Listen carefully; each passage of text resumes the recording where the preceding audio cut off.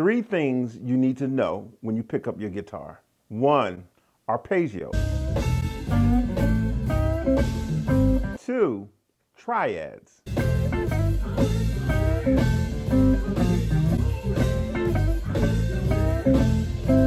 3, inversions. That's right. Now, understanding all three of these things will not only make you a better gospel guitar player, but definitely a better quartet guitar player. Now, I need for you to watch each part of this video because at the end of the video, I have an assignment for you. And if you miss a portion of it, you won't be able to complete the assignment. So make sure you watch it all the way through, okay? So let's begin with arpeggios. What is an arpeggio? Arpeggio is an abbreviation of a chord. So you're going to just take each note of the chord and play it separately.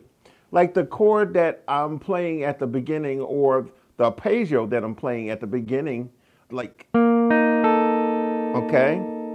And what it is a B flat 7 sus 4. You don't need to really get deep into that, but I wanted to let you know what it was, okay? So we have all three of these notes. We have a B flat, E flat, and an A. So if we played it like this, see that? So what I'm doing in that video is I'm playing the notes of the chord. See that? So starting on the E flat, A, and B flat. So it's,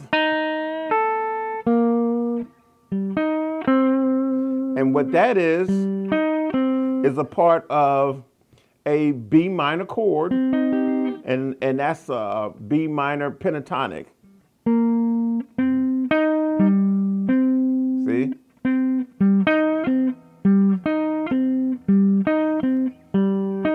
You can play it there, starting on the 5th fret on your D string, 8th fret on your G string, and then back on your G string on the 5th fret. So the lick is. Now let's talk about a triad. What does tri mean? Tri means 3.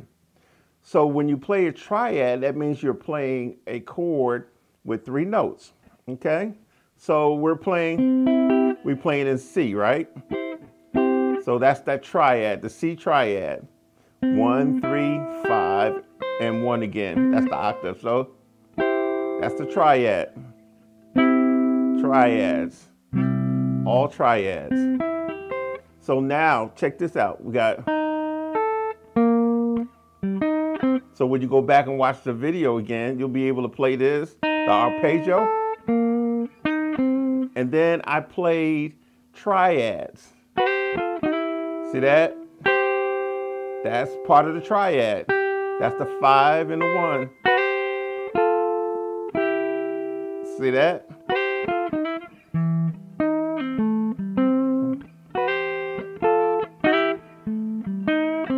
See that? Again, part of the triad. So now we have the triad, which is 3-note chord. That's the triad. And I'm taking part of the triad, sliding into it. That same lick from the arpeggio, because it's a part of a chord. See that? Now, let's talk about inversions, which is my all-time favorite. All-time favorite. Inversion, or inverting a chord, all you're doing is changing the order of the chord. So if a chord is a 1, 3, and 5, right? We can go 3, 5, and 1. See that? 1, 3, 5. Now we're inverting, right? And then we can go 5, 1, 3. See that? So we have these inverted chords. Okay? So it doesn't matter if it's minor, 2,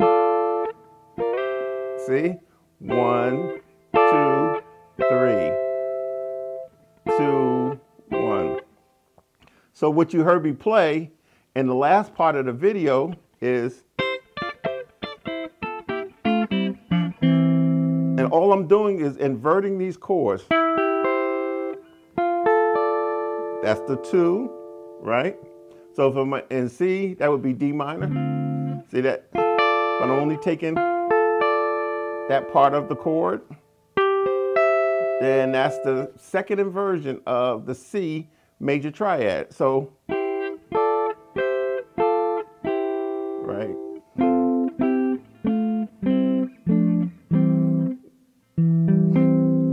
Inversion. Invert it. Invert it. Invert it. See that? So what 3 things do we need? We need arpeggios, we need triad, and we need the inversion to play exactly what I did. So you can take that same thing and play it. It doesn't have to be this lick. It doesn't have to be this song.